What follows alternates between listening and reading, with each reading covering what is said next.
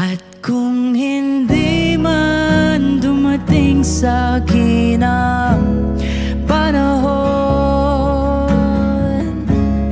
na ako ay mahalin mo rin, asahan mong di ako magdaramdam kahit ako ay nasasaktan.